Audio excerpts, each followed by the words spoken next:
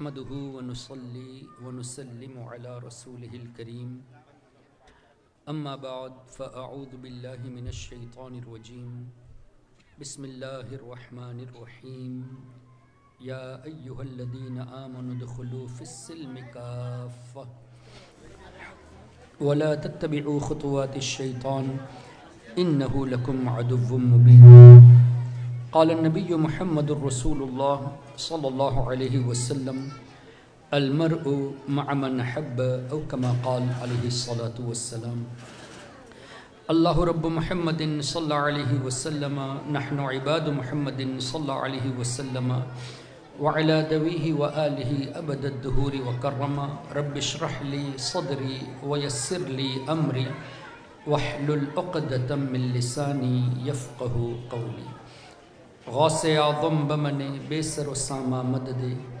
قبلہ دی مدد کعبہ ایما مدد معزز سادات اعظام علماء کرام میرے محترم بزرگوں دوستوں اور پیارے بچوں اللہ تعالیٰ کا شکر کہ اللہ تعالیٰ نے مجھے آپ حضرات کے سامنے لب کشائی کا موقع عطا فرمایا اور میں اس کمیٹی کا مشکور ہوں کہ انہوں نے حاجی امین صاحب کے ذریعے مجھے دعوت پیش کی اور بڑی خوشی محسوس ہوئی کہ میں ان کے اس جذبات کو قبول کر کے آپ کے سامنے حاضر ہوا اللہ تعالیٰ مجھے حق کہنے کی توفیق عطا فرمائے ہم سب کو اللہ تعالیٰ حق سن کر حق کو قبول کرنے اور اس پر عمل کرنے کی توفیق عطا فرمائے محترم حضرات آئیے سب سے پہلے ہم سب کے آقا نبی مکرم رسول معظم صلی اللہ علیہ وسلم کے مقدس بارگاہ میں درود و سلام پیش کرتے ہیں اللہم صلی علی سیدنا و مولانا محمد معدن الجود والکرم وآلہ وبارک وسلم گزارش یہ تھی میری کہ ہم سب مل کے درود پڑھے لیکن آواز بہت کم آئی درود ہم پڑھتے ہیں اللہ کو اور اللہ کے رسول کو راضی کرنے کے لیے تو ایک اور مرتبہ پڑھ لیتے ہیں اللہم صلی علی سیدنا و مولانا محمد معدن الجود والکرم وآلہ وبارک وسلم اللہ تعالیٰ کا یہ حکم ہے اللہ نے فرمایا یا ایہا الذین آمنو اے ایمان والو صلو علیہ میرے نبی پر درود بھیجو تو یہ حکم کس کا ہوا اللہ کا حکم کس پر درود بھیجنا ہے نبی پر حکم کس کو دیا ہمیں ہم کون ہیں مسلمان نبی کی امت الحمدللہ اب دلیل کیا ہے کہ اللہ نے مسلمانوں کو حکم دیا یا ایہا الذین آمنو اے ایمان والو تو ہم ایمان والے ہیں نا الحمدللہ تو جب ایمان والے ہیں تو اللہ نے ہمیں سلیکٹ فرمایا ہمیں منتخب فرمایا کہ اے میرے نبی کے امتیو تم میرے نبی پر درود پڑھو اور اللہ تعالیٰ اس کا اجر بھی زیادہ عطا فرماتا ہے درود کا حکم اللہ نے دیا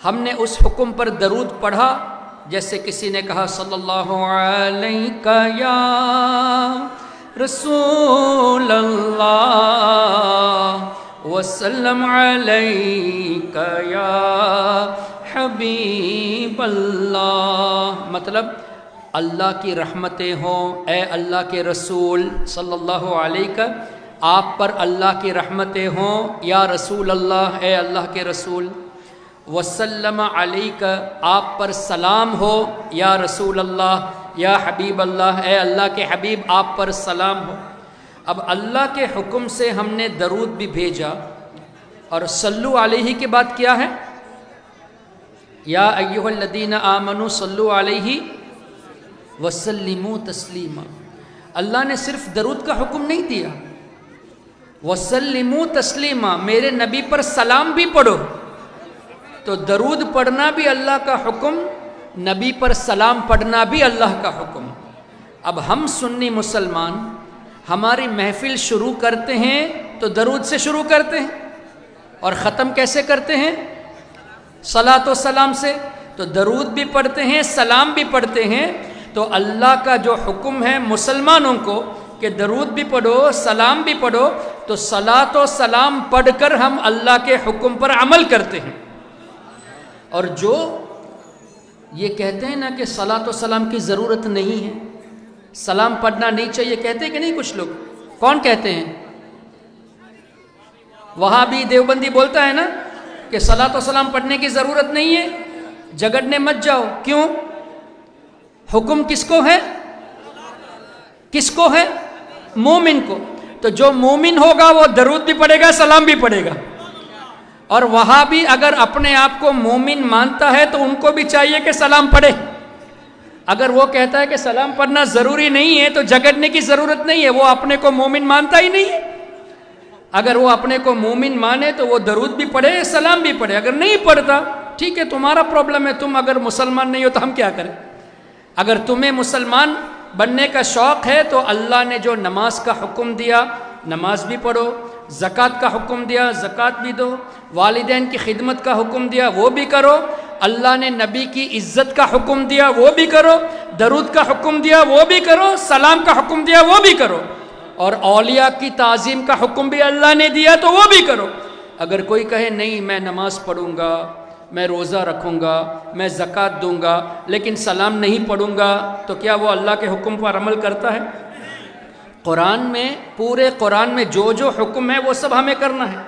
اگر کوئی آدمی کہے کہ میں سلام نہیں پڑھوں گا یا اولیاء کی تعظیم نہیں کروں گا، اولیاء کا ادب نہیں کروں گا، اور پھر کہے کہ I am the follower of the Quran, میں قرآن کا فالوور ہوں، وہ جھوٹا ہے کہ نہیں؟ تو دیوبندی، وہابی، نجدی یہ سب جھوٹے ہیں. یہ اولیاء کی تعظیم سے بھی روکتے ہیں، صلاۃ و سلام سے بھی روکتے ہیں، نبی کی تعظیم سے روکتے ہیں. اس کا مطلب قرآن پہ آدھا عمل کرتے ہیں، آدھا عمل نہیں کرتے. نماز پر عمل کرتے ہیں، زکوٰۃ پر عمل کرتے ہیں، روزے پر عمل کرتے ہیں، یہ نہیں کرتے. تو جو قرآن پہ آدھا عمل کرے، آدھا اگنور کرے، ریجیکٹ کرے، ہمیں ایسے لوگوں کی ضرورت نہیں ہے. ہمیں وہ مسلمان چاہیے جو اللہ کے حکم پر دل کھول کر عمل کرے.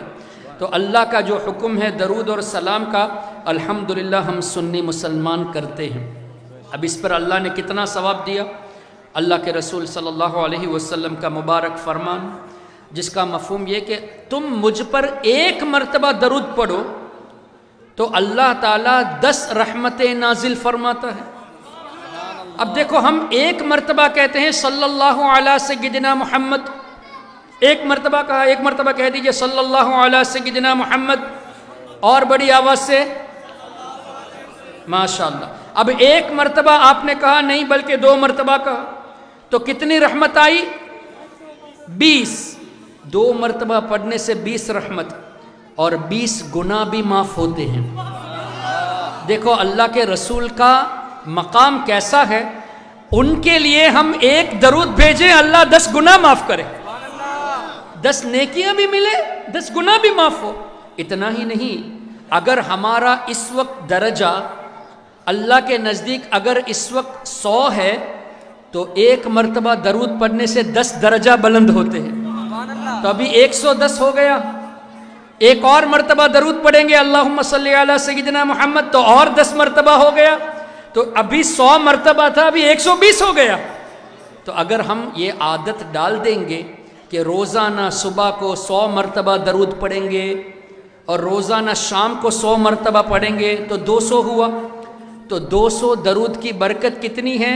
2000 رحمتیں ہم پر نازل ہوتی ہے اور 2000 گناہ معاف ہوتے ہیں اور 2000 درجات بلند ہوتے ہیں. اب کوئی ایسا ہے یہاں پہ کہ جو یہ نہیں چاہتا کہ اس کے گناہ معاف ہو؟ کوئی ہے گناہ معافی کے لیے نہیں چاہتا؟ کوئی ایسا ہے جس کو چاہتا ہے کہ میرے درجے بلند نہیں کرنا ہے؟ ایسا کوئی ہے؟ مجھے اللہ کی رحمت نہیں چاہیے، ایسا کوئی کہنے والا ہے؟ اب مجھے بتائیے کس کو رحمت زیادہ چاہیے اللہ کی؟ ماشاءاللہ. کس کو گناہ معاف کرانا ہے؟ سب کو معاف کرنا ہے. کس کو درجات بلند کرانا ہے؟ سب کو کرانا ہے. تو ہمارے نبی نے ایک آسان طریقہ بتا دیا.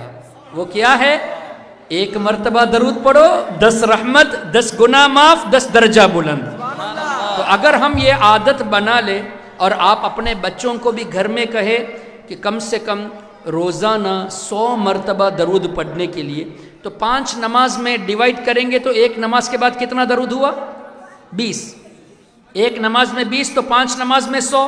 تو اب بچوں سے کہیے کہ روزانہ نماز کے بعد السلام علیکم ورحمۃ اللہ، السلام علیکم ورحمۃ اللہ کہنے کے بعد اللہم صلی علی سیدنا محمد وعلی آل سیدنا محمد، ایسے 10 مرتبہ پڑھے، 20 مرتبہ پڑھے، بچوں کی عادت ہو جائے گی تو بچوں کو بچپن ہی میں اللہ کی اتنی رحمتیں ملے گی کہ وہ بڑا ہو کر پڑھے گا اور قبر میں جائے گا تو رحمت ہی رحمت ہوگی، اور اللہ کی عطا سے اس کے گناہ بھی معاف ہو جائیں گے، اور قبر میں بھی اس کو بھی پتہ نہیں ہوگا کہ اتنا درجہ اللہ نے دے دیا۔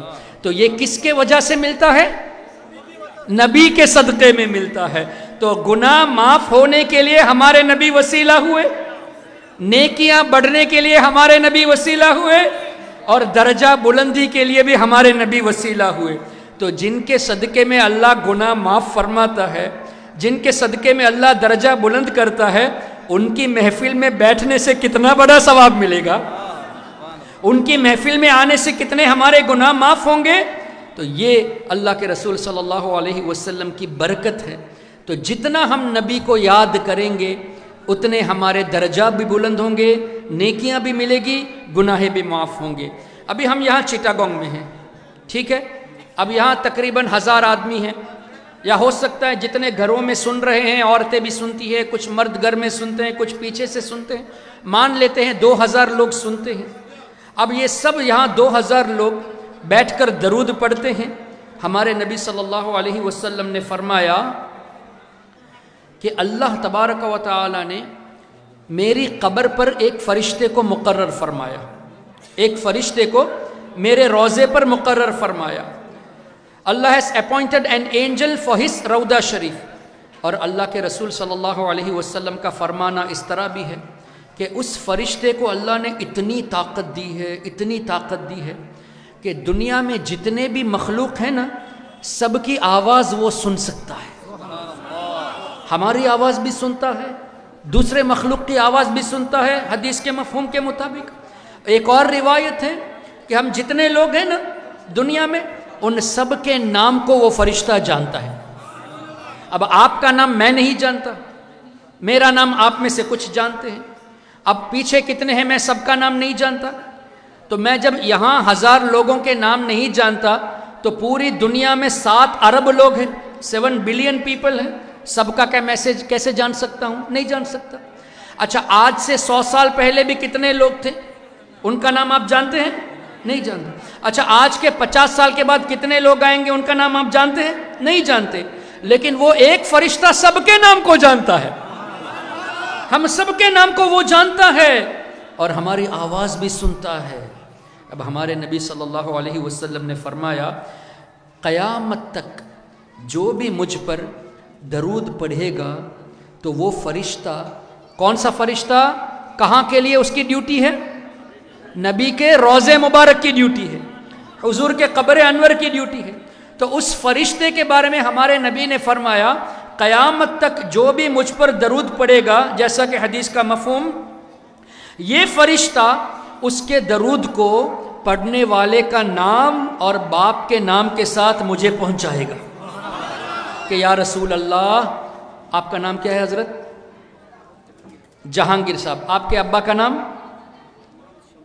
اچھا، فرشتہ کہے گا کہ یا رسول اللہ، جہانگیر صاحب شمس العالم کے بیٹے آپ کے بارگاہ میں درود بھیجا ہے۔ تو ہم کتنے خوش نصیب ہیں۔ آپ کا نام کیا ہے بیٹا؟ محمد عبید رضا۔ اور ابا کا نام؟ تو محمد عبید رضا زین الاسلام کا بیٹا یا رسول اللہ آپ کو سلام بھیجا ہے۔ تو ہم کتنے خوش نصیب ہیں کہ فرشتہ ہمارے نام کو باپ کے نام کے ساتھ ہمارے نبی کو پہنچا رہا ہے۔ تو فرشتہ ہمارے درود کو سنتا ہے تب نا، اور ہمارے نام کو جانتا ہے تب، باپوں کے نام کو جانتا ہے تبھی نا۔ تو یہ فرشتہ خادم ہے یا مخدوم ہے؟ نبی کا نوکر ہے نا، یعنی نبی کی خدمت کرنے والا ہے نا۔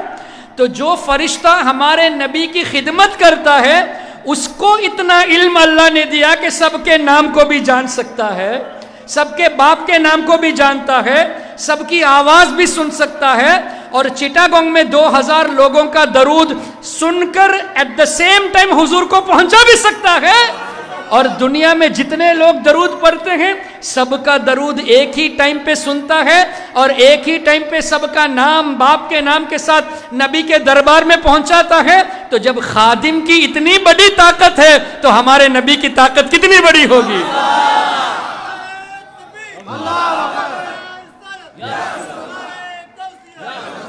تو الحمدللہ ہمارے نبی کی طاقت کا کوئی اندازہ کر ہی نہیں سکتا۔ کیوں؟ جس فرشتے کو اللہ نے ہمارے نبی کے روضے پاک کے لیے خادم بنایا، اس کو اتنی طاقت اللہ نے دی کہ وہ فرشتہ حاضر و ناظر ہے، سب کی آواز سنتا ہے، سب کے نام کو جانتا ہے۔ اچھا، ابھی میں نے کہا تھا نا کہ سب درود پڑھیں گے، اب ایک مرتبہ پڑھ لے اللہم صلی علی سیدنا محمد وعلی آل سیدنا محمد۔ ہم نے سب پڑھا، لیکن کچھ لوگ سوچتے ہوں گے پڑھوں کہ نہیں پڑھوں، تو اس کا مطلب وہ نہیں پڑھا۔ تو جو نہیں پڑھا اس کا درود تو نہیں پہنچے گا، اس کا نام نہیں پہنچے گا۔ تو ہم اگر چاہتے ہیں کہ ہمارے نبی کی بارگاہ میں ہمارا نام جائے تو ہم درود پڑھنا چاہیے ہمیں۔ اچھا، وہ فرشتہ جانتا ہے نا کہ کس نے پڑھا، اس لیے کہ نہیں پڑھنے والے کا تو نام نہیں جائے گا، پڑھنے والے کا نام جائے گا۔ تو وہ خادم فرشتہ یہ بھی جانتا ہے کہ کس نے درود پڑھا ہے، درود پڑھنے والے کو نام اور باپ کے نام کے ساتھ پیش کرتا ہے۔ اب دیکھیے اللہ کا یہ حکم، میرے نبی پر درود پڑھو، میرے نبی پر زیادہ سے زیادہ خوب خوب سلام پڑھو، اس حکم پر ہم عمل کرتے ہیں تو اللہ نے کتنی رحمتوں سے ہمیں نوازتا ہے، کتنے گناہ ہمارے معاف ہوتے، کتنے درجہ بلند ہوتے۔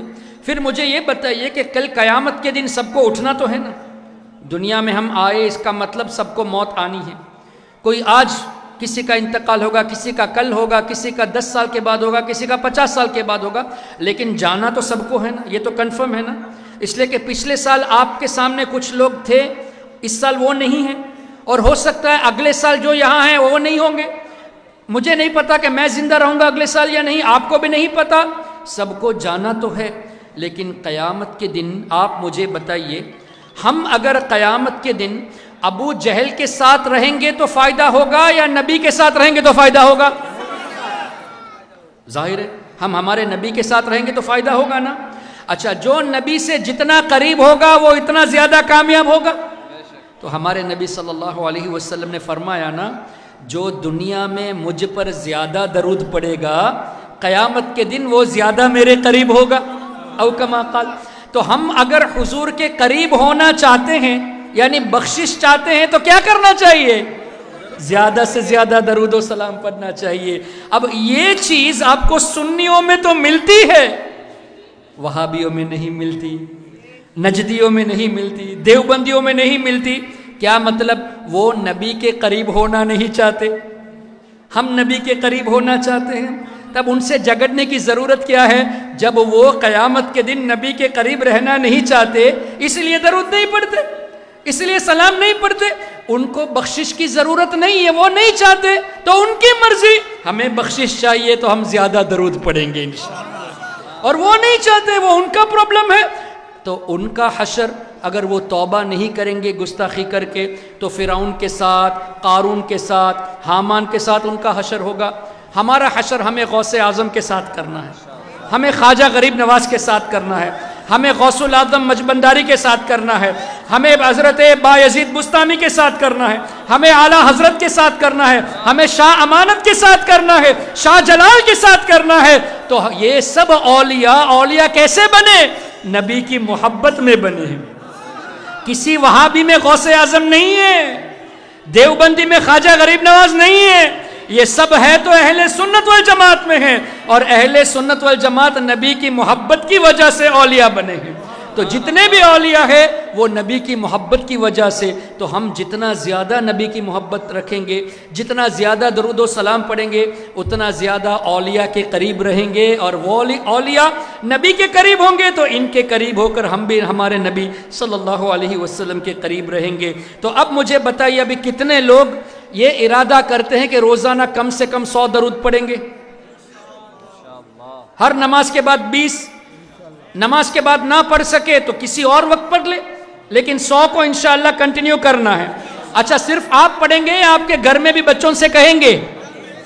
اس لیے کہ آپ اگر بچوں سے کہیں گے، آپ اپنے گھر والیوں سے کہیں گے، تو آپ کے کہنے پر وہ جب درود شروع کریں گے نا تو ان کو جو ثواب ملے گا وہ ثواب آپ کو بھی ملے گا.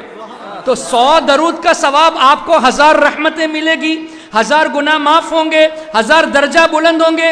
ان کو بھی ایسا ہوگا تو ان کا جو 1000 درجہ ہے، 1000 گناہ معاف ہونا، 1000 ثواب، وہ آپ کو بھی انشاءاللہ کے کہنے پر انہوں نے پڑھا. اچھا وہ آپ کے گھر والے اپنی بہن کو کہیں گے، اپنے بھائی کو کہیں گے، آپ کے بچے وہ اپنے اسکول میں دوستوں کو کہیں گے، مدرسے میں اپنی سہیلیوں کو کہیں گے، تو وہ بھی جب پڑھیں گے تو ان کا ثواب ان کو ملے گا، ان کا ثواب سب مل کر آپ کو ملے گا، اس لیے کہ آپ کے کہنے پر انہوں نے پڑھا. تو ہم سنی کتنے خوش نصیب ہے، اللہ تعالیٰ اس چھوٹے سے عمل میں ہمیں کتنا بڑا درجہ عطا فرماتا ہے. اس لیے یہ عادت بنا لے، جب بھی موقع ملے، کام میں ہو کوئی بات نہیں، زبان میں درود شریف پڑھتے رہے، دل میں درود شریف پڑھتے رہیں. ڈرائیونگ کرتے ہیں کوئی مسئلہ نہیں، جاب کرتے ہیں کوئی مسئلہ نہیں، زبان ہلانے میں تو کوئی فرق نہیں پڑتا. اور درود میں اللہ کا ذکر بھی ہے. کیوں؟ ہم کیسے پڑھتے ہیں؟ اللہم صلی علی سیدنا محمد، اے اللہ تو درود بھیج اپنے نبی پر. تو اللہ کا نام بھی آ گیا، تو حضور کا تذکرہ کرتے ہیں اللہ تعالیٰ کے نام کے ساتھ، تو نبی کا ذکر بھی ہو گیا، اللہ کا ذکر بھی ہو گیا، اور نبی کا ذکر بھی تو اللہ کا ذکر ہے. اس لیے کہ ہمارے آقا صلی اللہ علیہ وسلم کی بارگاہ میں حضرت جبریل علیہ السلام تشریف لائے اور پوچھا، یا رسول اللہ صلی اللہ علیہ وسلم، کیا آپ جانتے ہیں اللہ نے آپ کے ذکر کو کیسا اونچا فرمایا؟ وَرَفَعْنَا لَكَ ذِكْرَكَ کی تفسیر میں یہ مل جائے گی. ہمارے نبی صلی اللہ علیہ وسلم نے جواب دیا، اللہ بہتر جانتا ہے. تو حضرت جبریل علیہ السلام نے فرمایا، یا رسول اللہ، اللہ فرماتا ہے جعلتک ذکرا من ذکری، اے میرے نبی میں نے آپ کو ہمارے ذکر میں سے ایک ذکر کیا ہے. یعنی نبی کو اللہ کے ذکر میں سے ایک ذکر کیا. فمن ذکرک فقد ذکرنی، اے میرے حبیب جس نے آپ کو یاد کیا اس نے مجھے یاد کیا. تو حضور کو یاد کرنا یہ اللہ کا ذکر ہوا. تو ہم حضور کو یاد کر کے اللہ کا ذکر کرتے ہیں، تو جتنا ہم پڑھیں گے انشاءاللہ اتنے ہمارے درجات بلند ہوں گے. تو میں یہ کیا کہہ رہا تھا، قیامت کے دن ہمیں اگر حضور کی شفاعت چاہیے، ہمارے نبی صلی اللہ علیہ وسلم سے قریب ہونا ہے، تو ایک آسان سا وظیفہ ہمارے نبی نے فرمایا، زیادہ درود پڑھو. اب جس نبی کے صدقے میں ہمیں بخشش ملنے والی ہے، اس نبی کے نام پر جمع ہونا کیسے بدعت ہوگا؟ اس نبی کے نام پر جلسے میں شرکت کرنا کیسے شرک ہوگا؟ اچھا پھر ابھی ہارون قادری صاحب نے نعت پڑھی، ہمارے جناب صاحب نے نعت پڑھی، آپ نے سنا نا. اچھا یہ جو نعت آج پڑھ رہے ہیں نا، کچھ لوگ کہتے ہیں نا یہ دیوبندی وہابی یہ سب بدعت ہے، بولتے ہیں نا یہ سب شرک ہے، بدعت ہے. آپ کو پتہ ہے ہمارے نبی صلی اللہ علیہ وسلم نے ارشاد فرمایا کہ کل قیامت کے دن اللہ تعالیٰ میرے ہاتھ میں ایک جھنڈا دے گا، اس کا نام لواء الحمد، اور بہت بڑا جھنڈا ہوگا، بہت بڑا جھنڈا ہوگا. اس جھنڈے کے نیچے ہم جتنے لوگ ہیں نا، 1000 2000 اتنے نہیں، پورے چٹاگنگ میں کتنی آبادی ہے؟ 60 لاکھ 60 lakhs پورے بنگلہ دیش میں 18 کروڑ ہے. انڈیا میں تو 100 کروڑ سے بھی زیادہ ہے، پاکستان میں بھی کئی کروڑ ہے، چائنا میں تو 100 کروڑ سے بھی زیادہ ہے. تو یہ سب دنیا میں جتنے لوگ ہیں ان سب کو اب ٹوٹل کریں گے تو 7 بلین کے قریب ہو جاتے ہیں.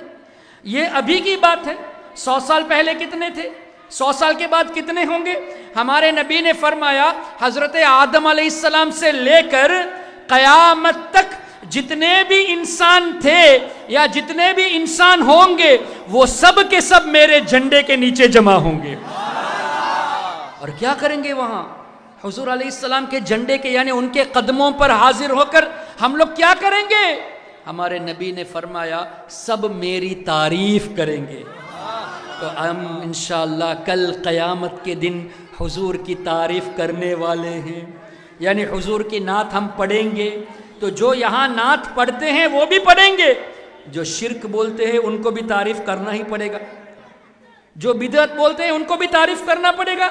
تو قیامت کے دن سب کو حضور کی تعریف کرنی ہے، سب کو کہنا ہے یا رسول اللہ آپ ہماری شفاعت کیجئے، اللہ کی بارگاہ میں ہماری بخشش کرا دیجئے۔ تو ہم سب کو ہمارے نبی سے مدد مانگنی ہے۔ قیامت کے دن اللہ کا کوٹ ہوگا نا، اللہ کا دربار ہوگا نا، اللہ کے کوٹ میں یا رسول اللہ میری مدد کیجئے۔ اگر یہ شرک ہوتا تو اللہ نے رکھا ہی کیوں قیامت کے دن؟ یا رسول اللہ مدد کہنا شرک ہوتا تو اللہ کے کوٹ میں قیامت کے دن یہ ہوگا کیوں؟ ہمارے نبی نے فرمایا نا، سب لوگ آدم علیہ السلام سے مدد مانگیں گے، پھر نوح علیہ السلام سے مدد مانگیں گے، ابراہیم علیہ السلام سے مدد مانگیں گے، موسیٰ علیہ السلام سے مدد مانگیں گے، حضرت عیسیٰ علیہ السلام سے مدد مانگیں گے، آخر میں سب کے سب میرے پاس آئیں گے، میری تعریف کریں گے، مجھ سے مدد مانگیں گے۔ تو اللہ کے کوٹ میں نبی کا وسیلہ لینا جائز، اللہ کے کوٹ میں نبی سے مدد مانگنا جائز، تو دنیا میں کیسے شرک ہو گیا یا رسول اللہ کہنا؟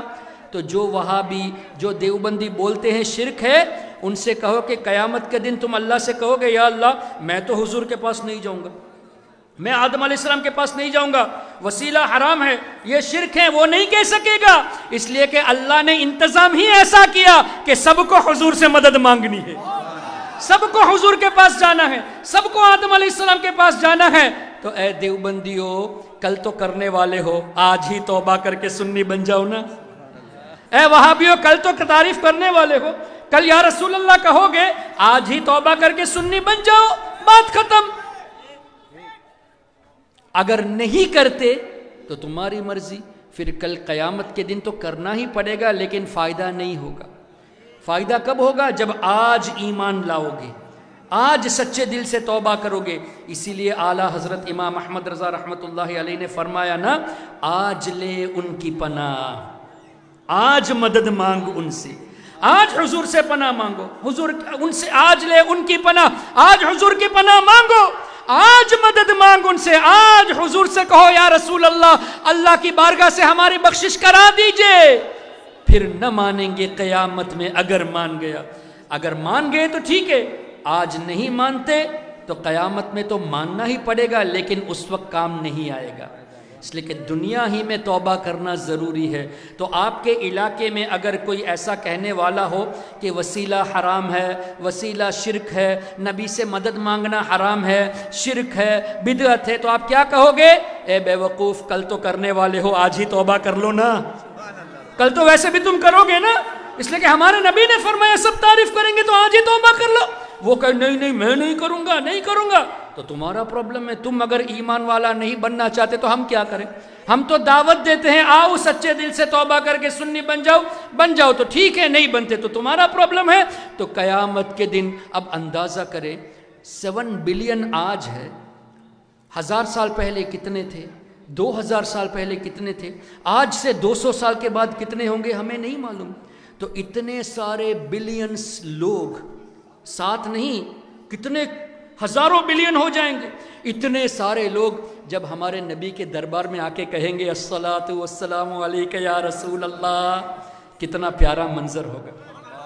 اب ایک مرتبہ سب آواز سے کہیے الصلاۃ والسلام علیک یا رسول اللہ، الصلاۃ والسلام علیک یا حبیب اللہ۔ کتنا اچھا لگتا ہے مل کے پڑھنے میں۔ تو 1000 لوگ مل کے پڑھتے تو اچھا لگتا ہے، اربوں خربوں لوگ جب مل کر پڑھیں گے تو کتنا اچھا لگے گا۔ سب کے سب حضور کے دربار میں اس انداز سے درود پڑھیں گے، سلام پڑھیں گے، تعریف کریں گے، کتنا اچھا لگے گا۔ محترم حضرات، کروڑوں لوگ حضور کی وہاں تعریف کریں گے۔ ہمارے نبی کتنے بڑے شہنشاہ ہیں کہ سب کے سب ہمارے نبی کی تعریف کریں گے۔ اللہ اکبر۔ پھر کیا ہوگا؟ ہمارے نبی صلی اللہ علیہ وسلم نے فرمایا، میں اللہ کی بارگاہ میں ایک لمبا سجدہ کروں گا اور میں اللہ کی تعریف کروں گا، اور ایسی تعریف کروں گا کہ وہ الفاظ مجھے اس وقت دیے جائیں گے۔ ابھی ہم سبحان ربی الاعلیٰ پڑھتے ہیں نا، الحمدللہ پڑھتے ہیں، لا الہ الا اللہ پڑھتے ہیں، اللہ اکبر پڑھتے ہیں، یا حی یا قیوم پڑھتے ہیں۔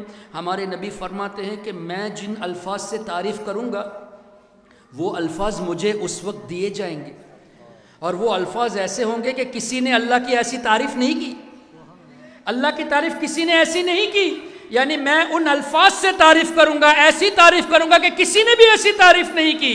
اس کا مطلب ہمارے نبی جانتے ہیں کہ ہم کن الفاظ سے تعریف کرتے ہیں، اور یہ بھی علم غیب کی دلیل کہ حضور فرماتے ہیں وہ الفاظ مجھے اس وقت دیے جائیں گے، وہ الفاظ ایسے ہوں گے کہ اللہ کی کسی نے ایسی تعریف نہیں کی جیسا کہ حدیث کا مفہوم۔ تو ہمارے نبی فرماتے ہیں میں سجدہ کروں گا، پھر میرا رب مجھ سے کہے گا، فرمائے گا، بخاری شریف میں، مسلم شریف میں حدیث ہے، اللہ فرمائے گا یا محمد صلی اللہ علیہ وسلم، اے میرے نبی ارفع رأسک، اپنے سر کو سجدے سے اٹھائیے، قل، آپ کہیے میرے نبی، تسمع، آپ کی بات سنی جائے گی، اب جو کہیں گے وہ سنی جائے گی، سل تعطا، آپ مانگیے میرے نبی، کیا مانگتے ہیں سب آپ کو دیا جائے گا، واشفع تشفع، اے میرے حبیب آپ شفاعت کیجئے، آپ کی شفاعت ہم قبول کریں گے۔ اب اللہ نے حضور کو اجازت دے دی، اے میرے حبیب آپ مانگیے، آپ مانگیے، آپ کو دیا جائے گا، آپ کہیے آپ کی بات سنی جائے گی، آپ شفاعت کیجئے، آپ کی شفاعت قبول کی جائے گی۔ ہمارے نبی کی شفاعت قبول ہے کہ نہیں؟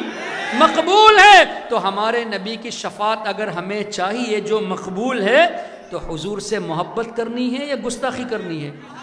محبت کرنی ہے، گستاخوں سے ہمارا کوئی معاملہ نہیں ہونا چاہیے، اس لیے کہ ان کو شفاعت نہیں چاہیے، ہم کو شفاعت چاہیے۔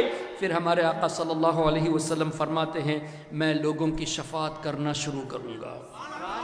جب حضور علیہ السلام شفاعت شروع کریں گے، اس کے بعد حضرت آدم علیہ السلام بھی شفاعت کریں گے، موسیٰ علیہ السلام بھی شفاعت کریں گے، جتنے نبی ہیں سب شفاعت کریں گے، لیکن شروع میں کوئی بھی نہیں کریں گے، سب یہ کہیں گے کہ آپ اذهبوا الی غیری، دوسرے نبی کے پاس جاؤ۔ کیوں؟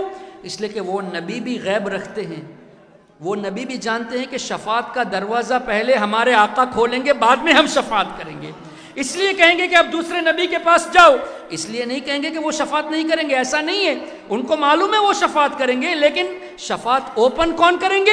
ہمارے نبی صلی اللہ علیہ وسلم۔ تو ہمارے نبی جب شفاعت شروع کریں گے، اس کے بعد اللہ کے تمام نبی شفاعت کریں گے، پھر صحابہ کرام، اہل بیت اطہار، سیدہ فاطمۃ الزہرا، امام حسن، امام حسین، سیدہ خدیجۃ الکبریٰ، یہ تمام ازواج مطہرات اور بڑے بڑے اولیاء، علماء، حفاظ، چھوٹے بچے، یہ سب شفاعت کریں گے جیسا کہ حدیث میں آتا ہے۔ تو ہمارے نبی کتنے لوگوں کی شفاعت کریں گے؟ کوئی اندازہ ہے؟ 1000 لوگوں کی شفاعت کریں گے، 1 لاکھ کی شفاعت کریں گے، 1 کروڑ کی شفاعت کریں گے، 1 ارب کی شفاعت کریں گے؟ کسی کو پتہ ہے؟ کوئی نمبرز پتہ؟ کسی وہابی سے پوچھو کہ حدیث میں بتاؤ کہ حضور کتنے لوگوں کی شفاعت کریں گے، نمبرز بتاؤ، 1000، 2000، 5000، لاکھ، 2 لاکھ، نہیں بتائیں گے۔ تو جواب کیا ہے؟ ہمارے نبی صلی اللہ علیہ وسلم نے فرمایا انی اشفع یوم القیامت لاکثر مما علی وجہ الارض من شجر و حجر و مدر، او کما قال علیہ السلام، میں قیامت کے دن اتنے لوگوں کی شفاعت کروں گا کہ زمین میں جتنے درخت ہیں، درخت کو کیا کہیں گے بنگالی میں؟ گاج۔ کتنے گاج ہے آپ کے یہاں؟ چٹاگونگ میں کتنے ہیں درخت؟ پورے بنگلہ دیش میں کتنے ہیں؟ اچھا، پتھر کتنے ہیں؟ کنکر کتنے ہیں؟ گن سکتے ہیں؟ تو پورے بنگلہ دیش کے آپ نہیں گن سکتے نا درخت، تو پوری دنیا میں کیسے گن سکیں گے آپ؟ روئے زمین میں کیسے گن سکیں گے؟ تو ہمارے نبی فرماتے ہیں زمین میں جتنے درخت ہیں، جتنے پتھر ہے، جتنے کنکر ہے، ان سب سے زیادہ لوگوں کی میں شفاعت کروں گا۔ کیا مطلب؟ ہمارے نبی کو معلوم ہے کتنے درخت ہے، ہمارے نبی کو معلوم ہے کتنے پتھر ہے، کتنے کنکر ہے، اور یہ بھی معلوم ہے کہ ہمارے نبی کتنے لوگوں کی شفاعت کریں گے۔ تو اللہ کرے ہمارا نام بھی اس لسٹ میں آ جائے کہ حضور ہماری بھی شفاعت کرے۔ تو وہ اگر ہم چاہتے ہیں تو ہمیں حضور سے محبت کرنی ہے، اور ایسی محبت نہیں، سچے دل سے کرنی ہے۔ ہمارے نبی کی بات آئے تو درود پڑھنا ہے، سلام پڑھنا ہے۔ حضور کا گستاخ اگر کوئی سامنے آئے، وہ گستاخی کرے تو اس کو جواب دینا ہے، اس لیے کہ وہ ہمیں نہیں بخشوائے گا، وہ شفاعت نہیں کرے گا، ہمارے نبی شفاعت کریں گے۔ تو حضور کی شفاعت چاہیے تو دشمنوں کو جواب دینا چاہیے۔ تو دشمنوں کو جواب دینے کے لیے سیکھنا بھی ضروری ہے نا، سیکھیں گے تب جواب دے سکیں گے۔ عقیدہ سیکھنا ضروری ہے، علم غیب پر دلیل لکھنا جاننا ضروری ہے، حاضر و ناظر پر دلیل ضروری ہے، حیات النبی پر دلیل ضروری ہے، شفاعت پر دلیل ضروری ہے۔ تو یہ سب ہم سیکھیں گے تب اپنے ایمان کو مضبوط کر سکیں گے، اور سیکھیں گے تبھی بچوں کو سکھا سکیں گے، وہ بچے سیکھیں گے تب ان کے بچوں کو سکھا سکیں گے۔ تو انشاءاللہ ایسا وقت آئے گا کہ کسی وہابی میں، کسی دیوبندی میں جرت نہیں ہوگی کہ آپ کے بچوں کے ایمان کو لوٹ سکے، کوئی آپ کے ایمان کو بھی نہیں لوٹ سکے گا۔ کیوں؟ آپ مضبوط ہو جائیں گے۔ تو مضبوط ہونے کے لیے پہلے عقیدہ پڑھنا چاہیے۔ ہم سب کچھ کرتے ہیں، ہم کاروبار بھی کرتے ہیں، ہم اسکول میں بھی جاتے ہیں، یونیورسٹیز بھی جاتے ہیں، لیکن مدرسے کی بات آتی ہے تو ہم پیچھے آ جاتے ہیں، علم دین کی بات آتی ہے تو ہم پیچھے بھاگتے ہیں، عقیدے کی بات آتی ہے تو ہم کو نہیں پتہ ہوتا۔ محترم حضرات، آپ اگر چاہتے ہیں کہ آپ کو شفاعت ملے اور دشمن آپ کا ایمان نہ لوٹ سکے، آپ کے بچوں کے ایمان کو نہ بگاڑ سکے، تو خود بھی عقیدہ سیکھیے اور اپنے بچوں کو بھی سکھائیے۔ اس سے انشاءاللہ فائدہ یہ ہوگا کہ دنیا میں جب تک ہم رہیں گے، ہم غریب رہے امیر رہے اس سے کوئی مطلب نہیں، ایمان سلامت ہے تو سب سے بڑے امیر ہم ہیں۔ اگر کوئی کروڑ پتی ہے وہ نبی کا گستاخ ہے تو بیکار ہے، اس کا دنیا میں رہنا کوئی فائدہ نہیں ہے، پیسے ہیں، حضور کی محبت نہیں تو کچھ بھی نہیں۔ اور اگر ہم غریب بھی رہیں گے، نبی کی محبت سے موت آئے گی تو ہم سے بڑا امیر کوئی نہیں ہوگا۔ حضور کی محبت میں ہم دنیا سے جائیں گے، ہم سب سے بڑے امیر ہوں گے۔ تو سب سے بڑا امیر بننا ہے تو نبی کی محبت ضروری ہے، اور نبی کی محبت کے لیے نبی کے صحابہ، اہل بیت، اولیاء کرام کی محبت بھی ضروری ہے۔ ان کی محبت اگر قائم رہے گی تو وہ ہمیں نبی سے اور قریب کر دیں گے، اس لیے کہ وہ ہمارے نبی کے چہیتے بندے ہیں، چہیتے غلام ہیں۔ تو ہم ان کے ذریعے اگر جائیں گے تو انشاءاللہ اور بھی برکت ہوگی۔ اسی لیے یہی وجہ ہے کہ ہم ہمارے نبی صلی اللہ علیہ وسلم کی محفل میلاد کے ساتھ ساتھ ہم غوث اعظم کی 11ویں بھی کرتے ہیں کہ نہیں آپ لوگ؟ خواجہ غریب نواز کی 6 بھی کرتے ہیں، اعلیٰ حضرت کا عرس بھی کرتے ہیں، غوث الاعظم مجبنداری کا عرس بھی کرتے ہیں، حضرت عیسیٰ پوری کا عرس بھی کرتے ہیں، حضرت بایزید بستامی کا عرس بھی کرتے ہیں۔ کیوں؟ اس لیے کہ ان اولیاء کے ذریعے اللہ نے ہمیں مسلمان بنایا، ان کے ذریعے ہمیں ایمان ملا، تو ہم ان سے محبت رکھیں گے تو یہ محبت ہمیں اللہ تعالیٰ سے قریب کر دے گی، اللہ کے رسول سے قریب کر دے گی، اور قیامت کے دن جب ہم ان کے ساتھ ہمارا حشر ہوگا تو انشاءاللہ ہماری آخرت کامیاب رہے گی۔ تو اب میں آپ سے پوچھنا چاہتا ہوں، آپ میں سے کتنے لوگ اب ارادہ بنائیں گے کہ آپ کو عقیدہ سیکھنا ہے؟ ایمان بچانے کے لیے کن کن لوگوں کو عقیدہ سیکھنا ہے؟ ماشاءاللہ۔ تو عقیدہ سیکھنے کے لیے کیا کرنا چاہیے؟ کس کے پاس سیکھنا چاہیے؟ کسی وہابی کے پاس؟ کسی دیوبندی کے پاس؟ کسی شیعہ کے پاس؟ نہیں، سنی صحیح العقیدہ کے پاس، جس کا ایمان مضبوط ہے، جو صحیح عقیدے والا ہے، اس سے سیکھیں گے عقیدہ، تاکہ وہ آپ کو صحیح عقیدہ سکھائے قرآن اور حدیث کی روشنی میں۔ تو اس کے لیے آپ کو کیا کرنا چاہیے؟ ہمارے سنی علماء سے رابطہ رکھنا چاہیے، ہمارے علماء کرام، ہمارے مشائخ سے رابطہ رکھنا چاہیے۔ سنی مدارس میں بچوں کو بھیجیے، آپ سکول بھی پڑھیے، آپ یونیورسٹی بھی جائیے، لیکن کم سے کم ہفتے میں 1 گھنٹہ کسی اچھے عالم کے پاس بیٹھ کر عقیدہ سیکھیے۔ ان سے کہیے کہ حضور بہار شریعت کا پہلا حصہ جس میں عقیدے کا تذکرہ ہے ہمیں آپ سکھائیے۔ اگر آپ کسی عالم کے پاس جا کے کہیں گے مجھے سیکھنا ہے تو وہ منع نہیں کریں گے، لیکن آپ کو تیار ہونا چاہیے، آپ کو جانا چاہیے۔ تو آپ اگر ان سے ریکویسٹ کریں گے تو وہ ضرور سکھائیں گے۔ پھر آپ ان سے کہیے کہ حضور میں نے بہار شریعت کا جو 11-12 چیپٹر سے وہ میں نے پڑھ لیا، اللہ پر کیسے ایمان رکھنا، نبیوں پر کیسے ایمان رکھنا، فرشتوں پر کیسے ایمان رکھنا، اولیاء پر کیسے ایمان رکھنا، اللہ کی کتابوں پر کیسے ایمان رکھنا، قیامت پر کیسے ایمان رکھنا، یہ پڑھ لیا۔ لیکن اب ہمیں جاء الحق جیسی کتاب بھی پڑھائیے تاکہ ہمیں دلیل بھی معلوم ہو اور وہابیوں کے اعتراض کا جواب ہم دے سکیں۔ ان کے اعتراض بھی پڑے، اس کا جواب بھی دے سکے، تو آپ کسی عالم کے پاس جا کے کہیں گے مجھے جال حق سیکھنا ہے، وہ منع نہیں کریں گے، وہ آپ کو خوشی سے سکھائیں گے، اور ایسا سکھائیں گے کہ انشاءاللہ آپ خود بھی اس کو یاد رکھیں گے اور اپنے بچوں کو بھی آپ علماء سے سکھائیں گے۔ ایسا کریں گے تو انشاءاللہ آج الحمدللہ بنگلہ دیش میں خاص کر چٹاگونگ میں جلوس میلاد کتنا بڑا ہوتا ہے، ماشاءاللہ دنیا کا سب سے عظیم جلوسوں میں سے شمار ہوتا ہے۔ یہ لاکھوں کی تعداد کا جلوس ختم نہیں ہونا چاہیے۔ یہ دیوبندی منع کرتے نا، مت کرو۔ اگر آپ آج خاموش رہیں گے، عقیدہ نہیں سیکھیں گے، تو اللہ نہ کرے 10 سال 20 سال کے بعد یہ لاکھوں کا مجمع کم ہو جائے تو آپ کو وہ وقت آنے کے لیے نہیں رکھنا، بلکہ آپ کو یہ چاہیے کہ قیامت تک اس طرح بلکہ اس سے بڑا جلوس ہو۔ تو اس کے لیے دیوبندی، وہابی، شیعہ، قادیانی، ان سب سے بچنا ضروری ہے۔ ان سب سے بچنے کے لیے ایمان مضبوط کرنا ہے، ایمان مضبوط کرنے کے لیے عقیدہ سیکھنا ہے۔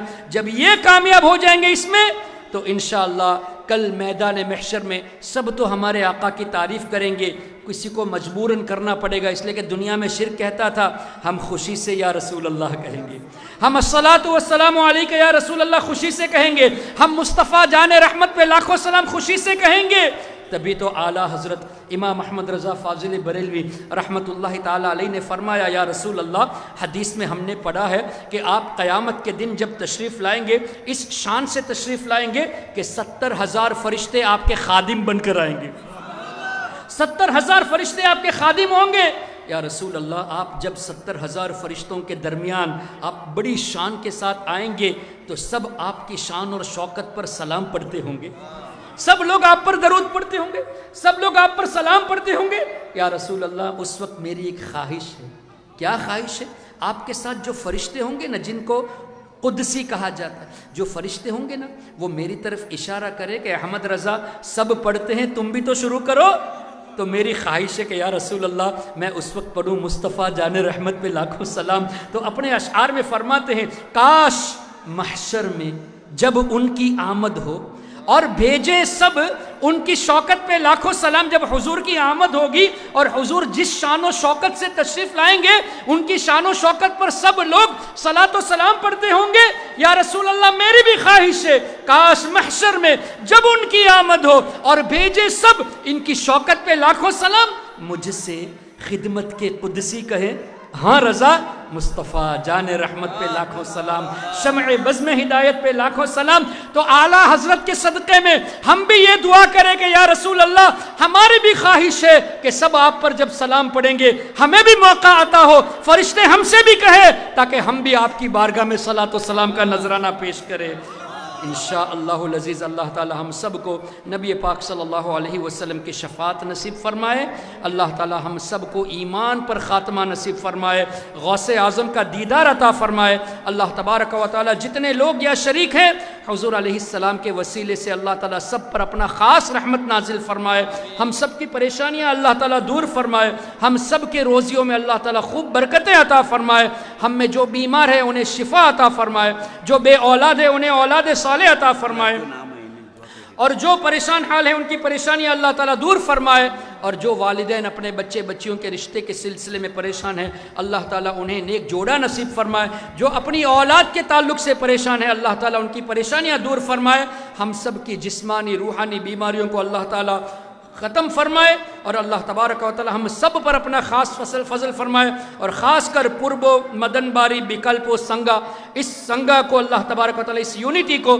اس آرگنائزیشن کو اللہ تعالی مزید قوت نوازے، تاکہ اس سے اور بڑھ چڑھ کے حصہ لے کر اس سے اور بڑا مجمع کرے، اور ان کے ذریعے اللہ تعالی دین کی خدمت لے، آپ سب کے ذریعے اللہ تعالی دین کی خدمت لے۔ ہمارے جتنے علماء یہاں ہیں، جتنے جامعہ سنیہ احمدیہ اور دیگر سنی مدارس کے علماء،